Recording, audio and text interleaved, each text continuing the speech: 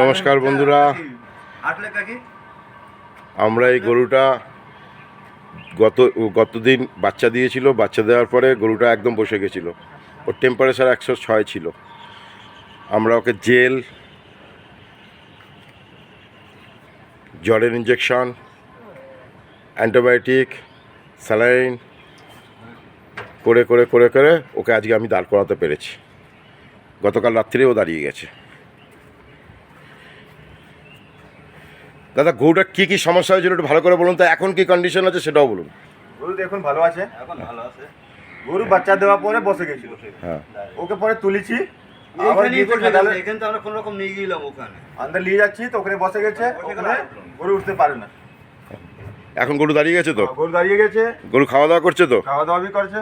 হ্যাঁ, আমি পहिले তো ভালো। ডাক্তারবাবুকে অসংখ্য ধন্যবাদ।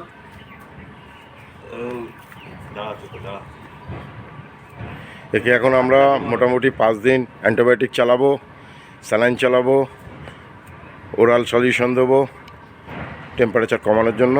এখন গরুটা সুস্থ আছে। এই গরুটির এই হচ্ছে মেয়ে বাচ্চা। এই বাচ্চাটাও আমাদের হাতে।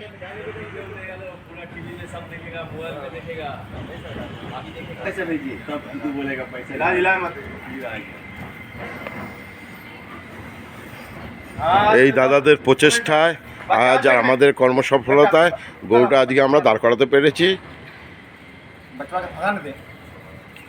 আমাদের এই চ্যানেলটা যদি আপনাদের ভালো লাগে তাহলে সাবস্ক্রাইব করবেন, শেয়ার করবেন, লাইক করবেন।